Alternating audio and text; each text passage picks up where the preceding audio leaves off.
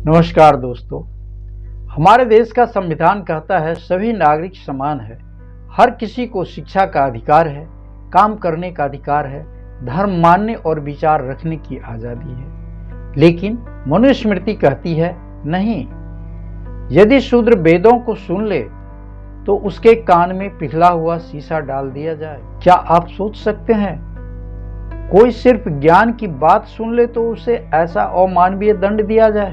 नहीं। निंदा करे तो उसे लोहे की गर्म सलाई से मुंह और कान जलाकर निकाला जाए।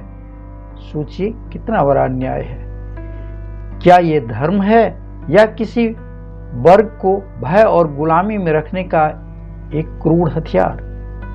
आज हम 21वीं सदी में हैं। संयुक्त राष्ट्र मानव अधिकारों की सार्वभौमिक घोषणा UDHR के अनुसार सभी को बराबरी का अधिकार है। किसी के साथ जाति, जन्म, धर्म या भाषा के आधार पर भेदभाव नहीं किया जा सकता। सबको शिक्षा, काम, सुरक्षा और आत्मसम्मान का हक है। मनुस्मृति इनमें से हर एक अधिकार का उल्लंघन करती है। तो फिर क्यों आज भी कुछ संगठन, कुछ नेता, कुछ धर्मगुरु इस ग्रंथ को बचाने में लगे हैं? क्यों? क्योंकि उनके लिए यह किताब सत्ता, विशेषाधिकार और वर्चस्व को कायम रखने का साक्ष्य है। उन्हें इससे फर्क नहीं पड़ता कि इससे कोटि कोटि दलित, पिछड़े और आदिवासी पीढ़ियों से पीड़ित हैं।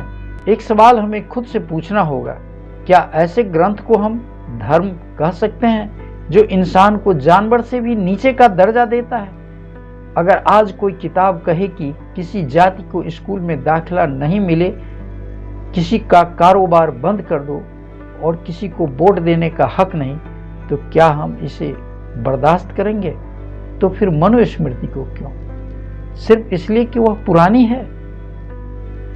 हर पुरानी चीजें पवित्र नहीं होती, हर परंपरा सम्मान के योग्य नहीं होती। अगर कोई ग्रंथ किसी माँ के बेटे को इंसान नहीं मानता तो वह धर्म नहीं, श्राप है। धर्म का मतलब होता है करुणा, न्याय, समानता। अगर कोई किताब इसे उलट कहती है तो वह किताब धर्म की नहीं, अधर्म की किताब है। इसलिए मनुस्मृति को सिर्फ एक पुरानी किताब नहीं, बल्कि मानवाधिकार विरोधी दस्तावेज के रूप में पहचानने की जरूरत है और उसे इतिहास की लाइब्रेरी में रखकर समाज के संविधान को आगे लाने का वक्त आ गया है। धन्यवाद।